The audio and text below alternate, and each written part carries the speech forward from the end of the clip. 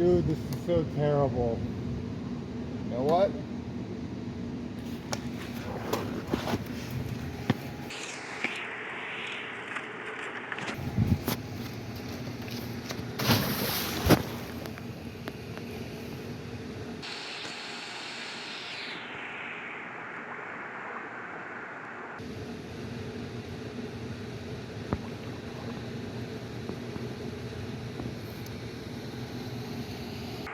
Welcome to full disclosure.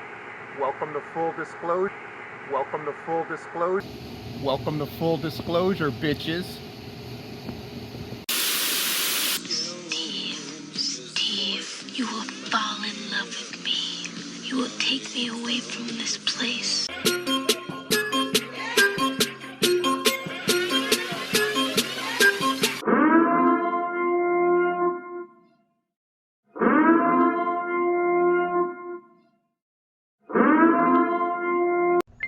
Full disclosure news and commentary number 156, 156, 156, 156, 156. Oh, shit. Okay. I figured out a lot of the problem. Apparently, I was just running too many things at once, so I couldn't get YouTube to work, which means I couldn't record. Long story fucking short, I'm going to record this. I'm going to add the stuff that I've already edited and put together, and I'm putting this video out. I'm just going to do one thing at a time. I am determined to get this fucking done. No bullshit. So let's go. That means I can't really open up any other files, including my notes and all the rest of it. I don't know what's going on. I ain't worried about it. I'm just going to go rolling with it. I'm going to open up these 3 different freaking things that I've sent, one of which I know what it is. And so I'm going to open that up and then talk about it. Put that shirts. Tea bag. We'll see what's going on. It's full disclosure 156. It's the 3-year anniversary. Super pumped up, super excited. Let's see what this shirt is. You'll see at the same time as I do. 1, 2, 3.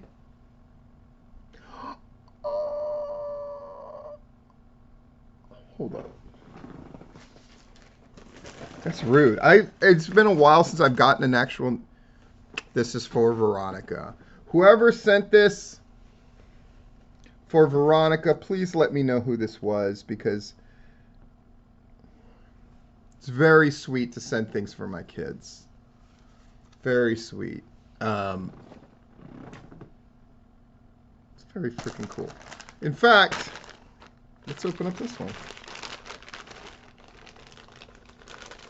And I'm going to see if there's a note this time. I'm not going to be that jerk. You'd think you would learn after 3 years, right? Always look for a note first. So. And this one is for Leo. That's super cool. I'm actually happier that people sent things for my kids on the 3rd anniversary day. All right, well, we'll just open this one up. You'll see at the same time I see it. And, oh, I think it's upside down. Yep. There's a tag. Okay. 1, 2, 3. Boop. Holy shit, how cool is this shirt? Macho and Elizabeth and Hogan Macho Wars. I'm gonna steal this shirt. This. How freaking cool is that? Dude, already having a great time. Our commentary, by the way, is me. I thought I would tackle a big topic, which is who's allowed to talk about wrestling and critique wrestling. Because I see stuff bandied about all the time. This, I'm pretty sure, is the Fitness Girls magazine that Amber Nova is featured in. So I got 2 copies. One for me and then one for her, because she said they weren't going to give her a hard copy, but then they ended up giving her a hard copy. So I guess I got 2 copies. So when I see Amber Nova at IWE, because she's going to be at the next IWE show in May, and I'm going to be there too, I will see if she will sign one for me. I'm sure she will. So I have no idea what to expect from this Fitness Girls. It's Fitness Girls. Physique of the Year, Whitney Johns. Oh, shit!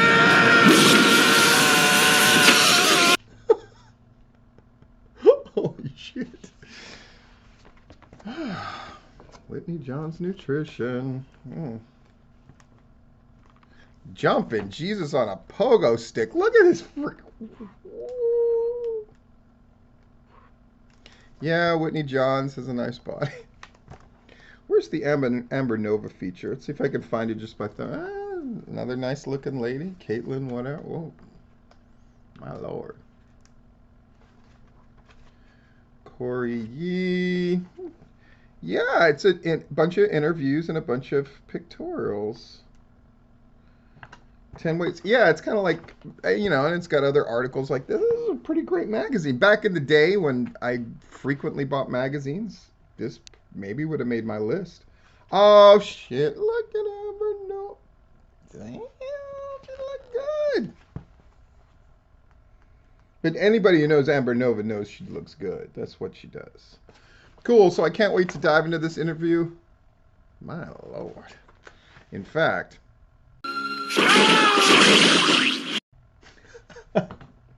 Totally tasteless. I should totally cut that clip out, but I totally won't.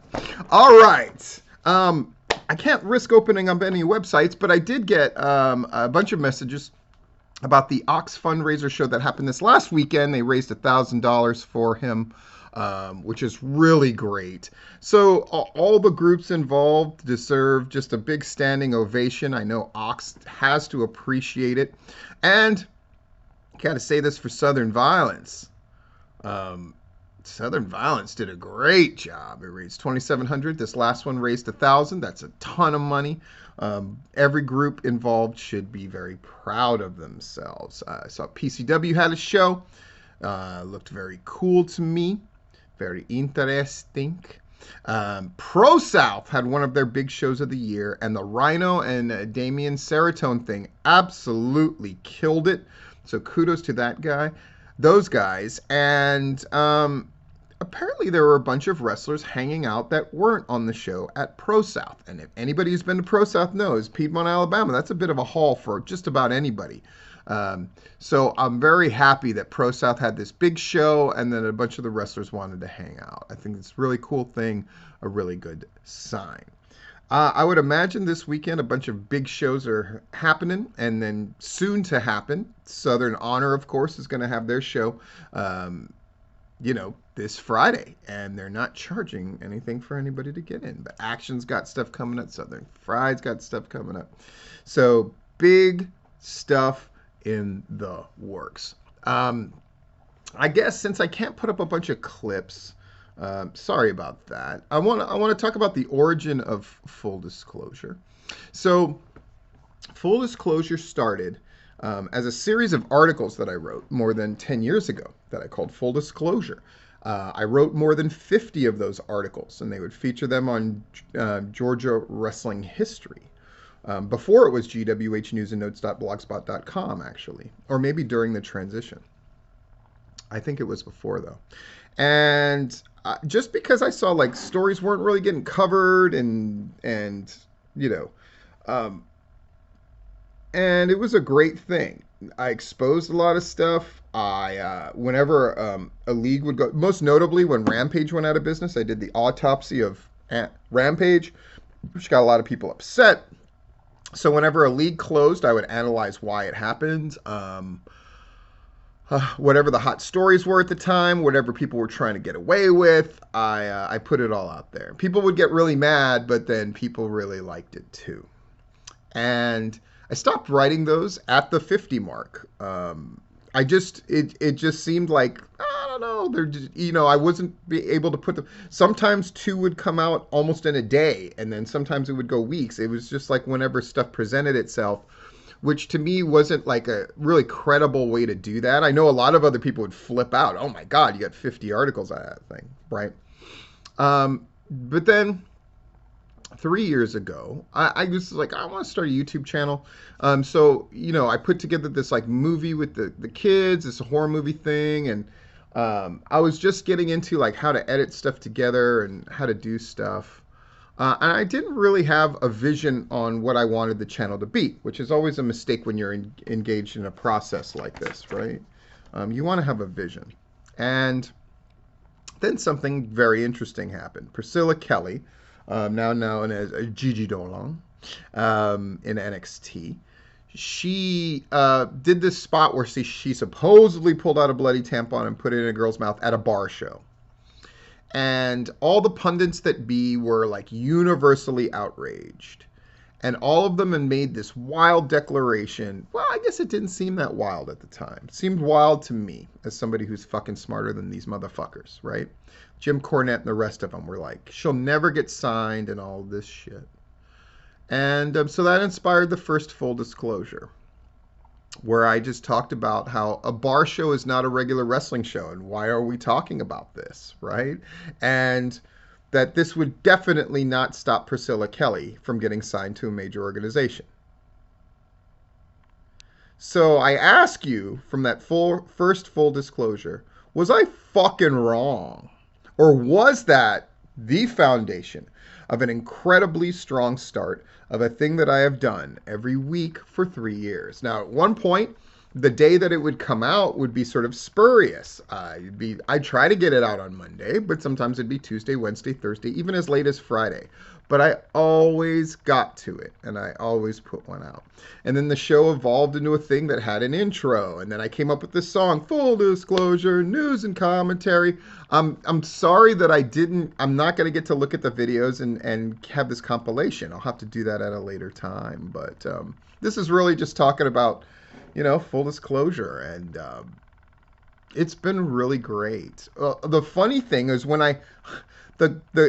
the infuriating thing is I went and like marked the time in which full disclosure this clip that I was going to get from, and then I set aside hours to do this stuff today, in addition to the crazy video stuff, and we're closing with another crazy video thing, just so you know.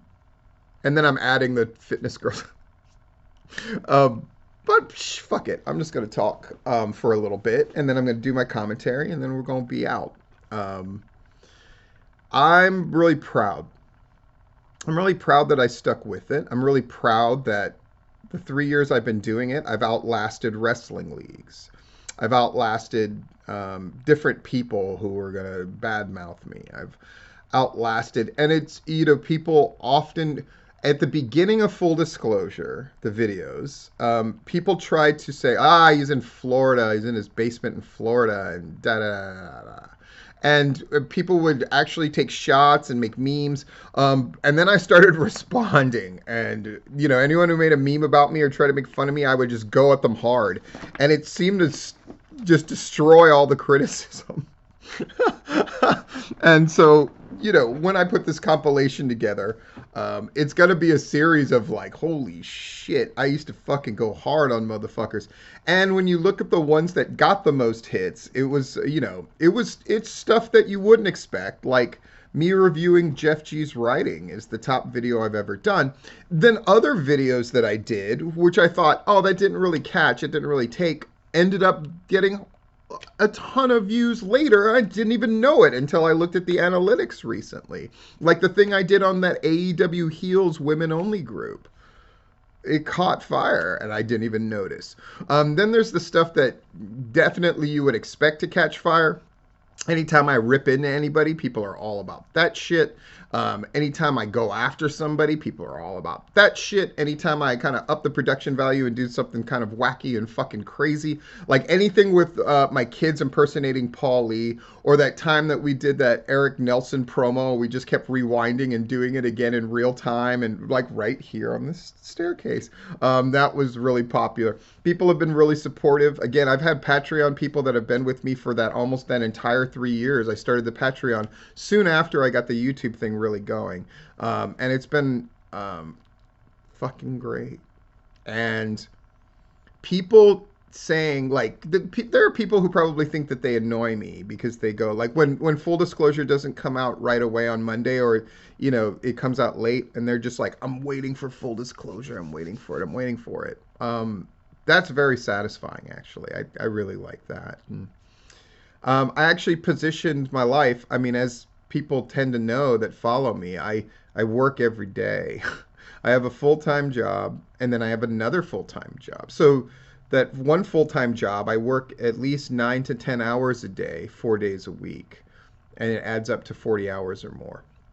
And on those 3 days, I work at another job. And that job, like, I'm working a 3:30 to midnight shift today, which is why I'm rushing to get this full disclosure out.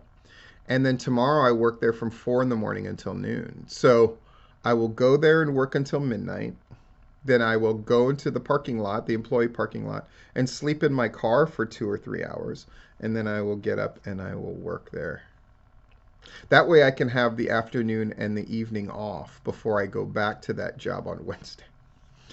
It's a crazy life, but the story of full disclosure, the videos, is really the story of COVID. I started doing them before COVID was a thing, and then I kept doing them during COVID. And I'm very proud of that too. I think GWH News and Notes, which again, Larry and I talk all the time. And there was, at one point it was just like, is there any point to doing any kind of covering wrestling thing when nobody's wrestling? And my answer was, I'm going to do more, not less. And so for a while, I did have different series that honestly, there's no reason for them anymore. But Comfortably Platinum, when I would compile like these sort of wrestling related clips that the boys were doing mostly to sort of keep us entertained. Like I mean, Sean Dean doing those great, like, I'm here in the great frontier, like, like all of that shit, chronicling him all the way until he started getting AEW stuff. And look what the fuck that led to. Like, uh, but through it all, the things that come and go, like people write me once in a while and they go like, I missed you doing a P list. And you know what? I miss it too. But it was great because other people were starting to do their own top 10 lists, whether it was Rob Rod or Larry and that kind of thing. So I'm really proud of what I've done. But at the core of it all is this full disclosure thing, man. And it started as a written thing and then it's evolved into this. And as I begin to add more and more and do more and more, and I just alone, I figured out that I have received more than 60 T-shirts from people, mostly because of full disclosure, and received everything from a replacement green jacket, stuff like this, and then last week, of course, me getting this, the freaking blood in, blood out picture. And you look at these different pictures of them on the wall, and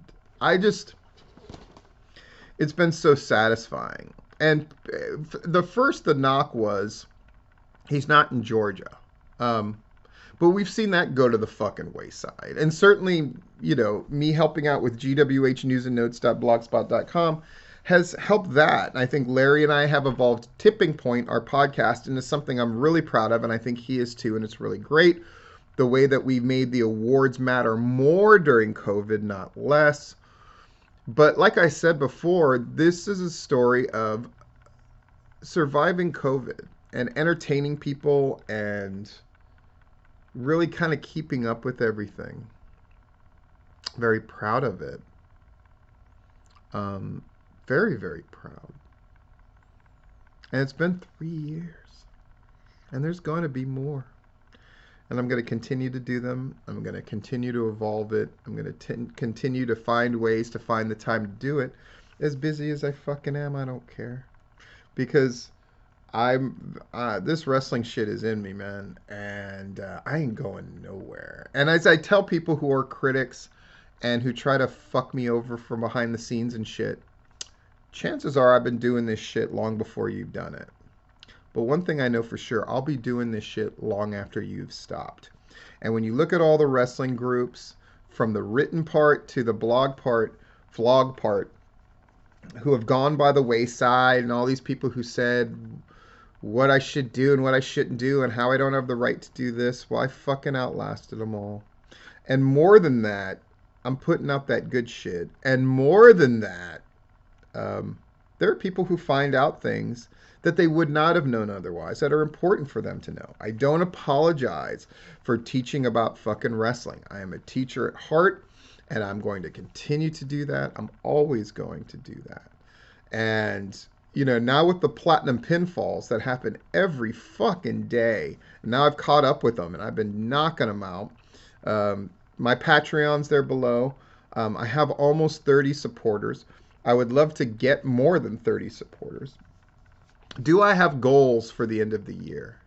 Yeah, man. I'm fucking going for it, and I'm gonna see what I can do to get these 1,000 subscribers. Because I looked at my analytics, I have more than enough viewing hours over the years. So all I got to do is hit that 1,000, and I'm monetized. And it's a whole different thing. And that's exciting to think about. But even if this channel got shut down tomorrow for whatever fucking reason, maybe me putting those fucking scary movie clips will do that. But they were I got them off YouTube, right? Anyway, whatever the case, like, what a fucking ride it's been.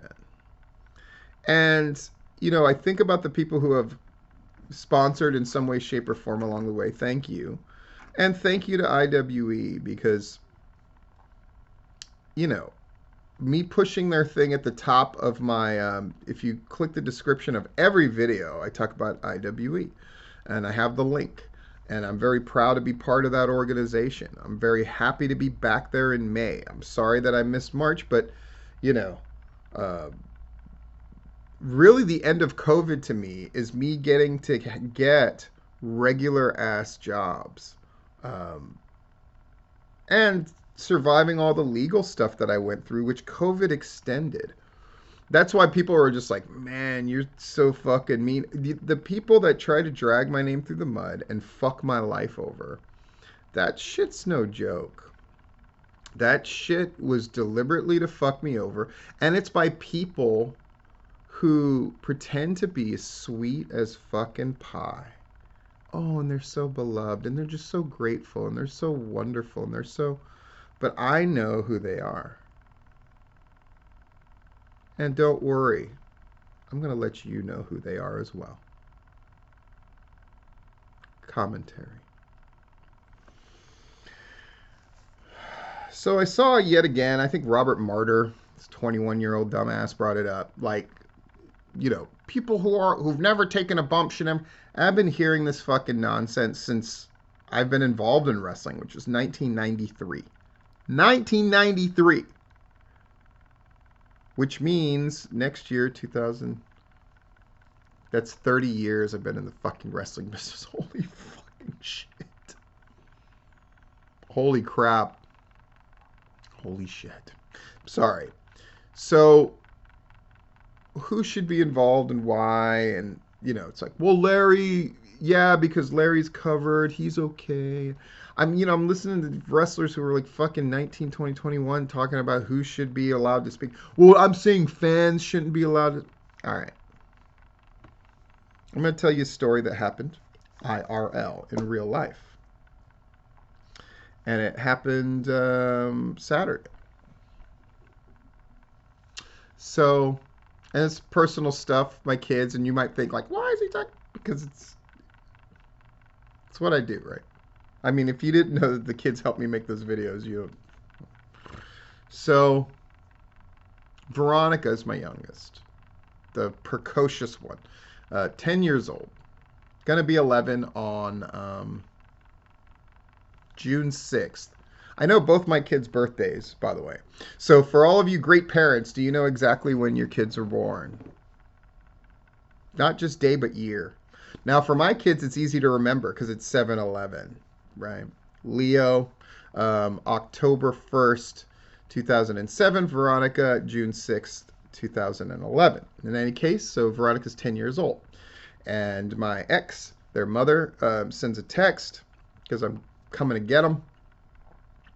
Because I worked late Friday night, all that kind of stuff. So it's like, okay, I'm going to come and get them. Just so you know, Veronica's bleeding. Found blood in the toilet. I'm pretty sure maybe she'd like ruptured a blood vessel and all this kind of stuff. And I'm just thinking like, No, she had her period. She had her first period. Like, to me, it was blatantly obvious, right? Now, you might be thinking the same thing that my ex thought, which is like, oh, she's too young. But Leo hit puberty very early, to the point where when I would tell friends, like, oh, Leo's already showing like secondary sex characteristics and all this stuff, they were like, what? Like, that's crazy. It's not crazy. I mean, I grew up in Hawaii. In tropical climes, people hit puberty early. And then just genetically, I hit puberty incredibly early. Where I remember in fifth and sixth grade having to fucking shave for a fucking picture, right? So, which was a traumatizing story for another time. So, to me, it seemed obvious that that was the initial answer. So I get there and, make sure Veronica's okay. Veronica's all buttons and bows and smiles and happy like always, right? And so I talked to Veronica for a little bit before their mother comes back to the house. And I go, okay, I'm like, are you hurting? Like, no. Cool. I'm like, well, I'm pretty sure you had your period. And so, I'm trying to say what I can, but you can ask questions to your mom and da da da, and we'll make sure that you've got pads and all that kind of stuff. And like, can somebody get me some pads? Make sure I have them. I know I have stuff at the house because I got kids, right? And all that, but I want to make sure you're covered and, it's all cool and you never should be ashamed or embarrassed in the slightest. You just present yourself, whatever you need, we'll get. If you need ibuprofen to help with some symptoms of having your period. And of course, my kid is just fascinated, like, oh, cool. And the kid's like, I've watched videos on this stuff. I kind of already know the deal. So I'm just like, modern world, right? Mom comes home.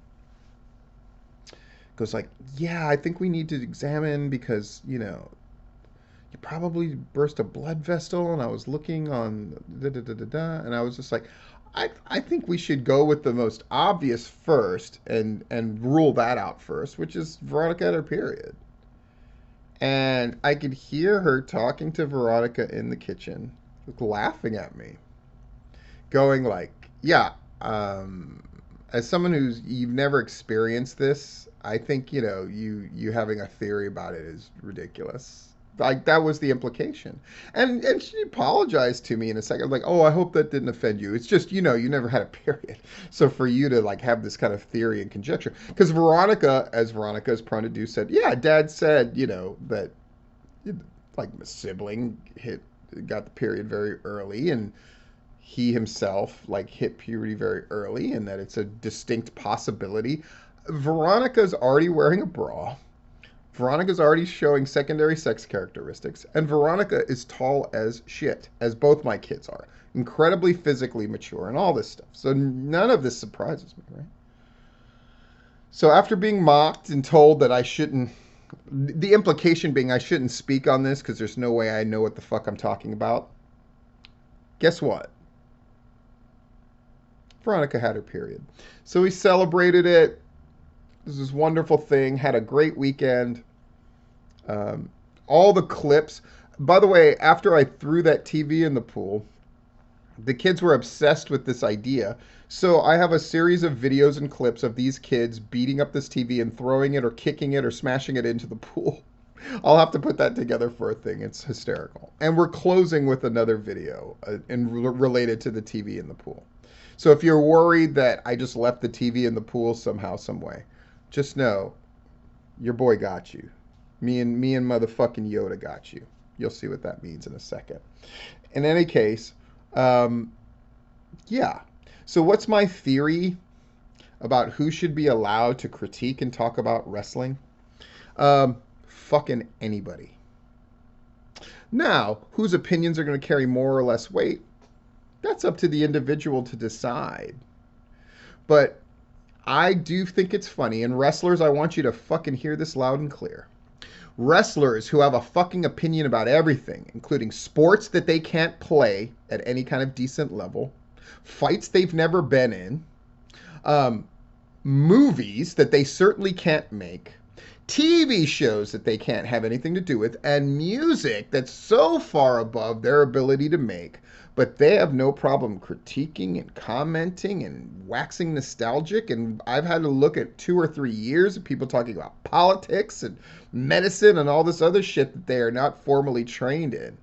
But they're going to bitch and moan because somebody's going to talk about their opinions about people fake fighting in their underwear.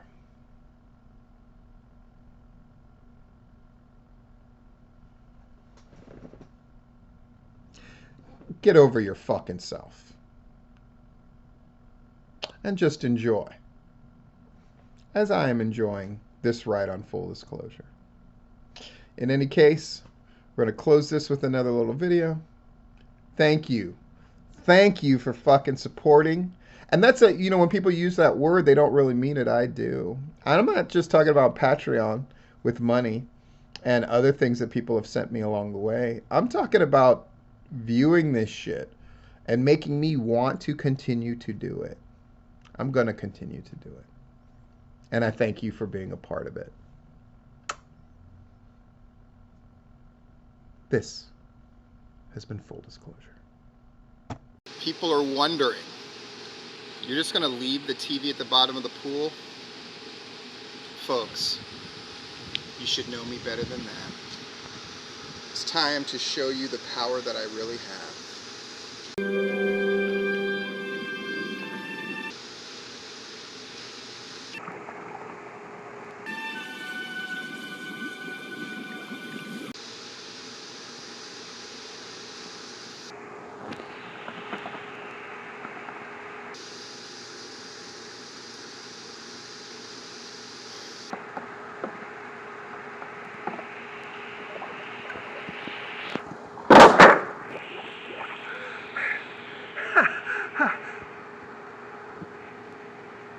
You're not supposed to film this part. It's supposed to look like I used the force to get the TV out of the... It's okay. We can just cut it out and editing. Editing solves everything, you know? It's not You always say this thing about editing. You promise you're going to be the one to put this together. You got to cut this part out, okay? No!